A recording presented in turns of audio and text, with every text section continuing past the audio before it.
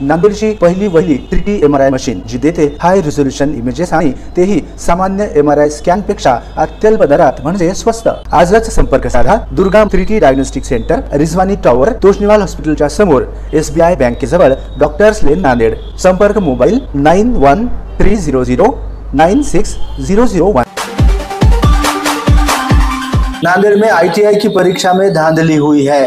पहले गलत विषय का पर्चा दिया गया, 3 घंटों तक लगातार ये पर्चा छुड़वाने के बाद आखिरी 10 मिनट पहले परीक्षार्थियों को दूसरे यानी आज के सही विषय का पर्चा थमाया जा रहा था। 3 घंटे की बजाय 2 घंटे के भीतर इसे छुड़वाने को कहा गया।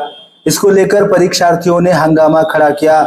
ITI प्रशासन की लापरवाही का खामियाजा भुगतने से परीक्षार्थियों ने इनकार कर दिया।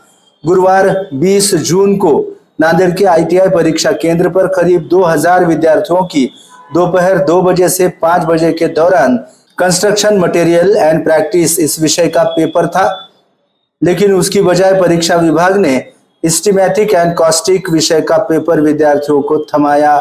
पेपर बदलने से परीक्षा केंद्र पर हंगामा हुआ। केंद्र प्रमुख और संबंधित अधिकारियों को इस धांधली के लिए जिम्मेदार मानकर इस विषय का पेपर या तो फिर से आयोजित करे या फिर इस विषय में सभी विषयों को पास करने की मांग विद्यार्थियों ने MCN हिंदी न्यूज के माध्यम से की है। अन्यथा तीव्र आंदोलन करने का इशारा भी दिया गया है।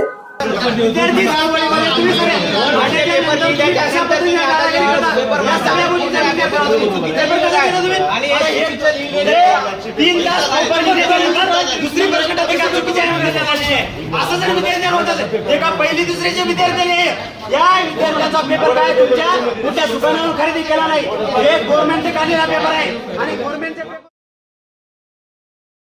मैं परमेश्वर पाटील ITI महाविद्यालयामध्ये आज कंस्ट्रक्शन सुपरवायझरचा पेपर होता माझा आणि माझ्यासहित 2000 विद्यार्थ्यांचा पेपर होता। या पेपरमध्ये 3 तासाचा पेपर असताना 3 तासाचा पेपर पहिला पेपर चुकीचा दिला आणि 3 तास झाल्याच्या नंतर दुसरी प्रश्नपत्रिका दिली। त्या दोनही प्रश्नपत्रिका माझ्याकडे आहेत। दुसरी प्रश्नपत्रिका दिल्याच्या नंतर सांगितले की पुन्हा तुम्हाला 3 तास पेपर वाढून देण्यात येईल।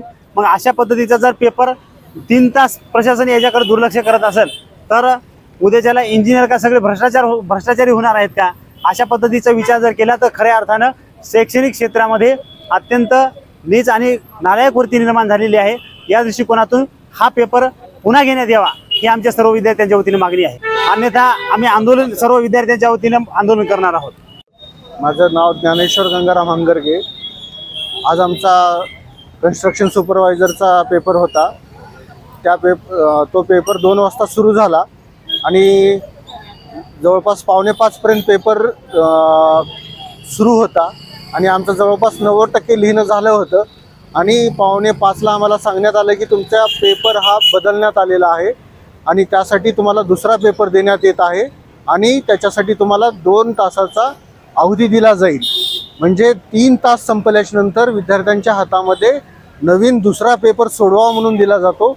तर हे विद्यार्थ्यावरती किती मोठा अन्याय आहे आणि ज्यांची विद्यार्थ्यांची एकतर 3 तास पेपर लिहून मानसिकता बदललेली असते, तर आता नंतर परत कशा पद्धतीने त्यांना पेपर लिहायचा। एकतर त्यांनी या पेपरबद्दलचा निर्णय सर्व विद्यार्थ्यांना या पेपरमधून पास करावं, अन्यथा आम्ही तीव्र आंदोलन करू विद्यार्थी मिळून।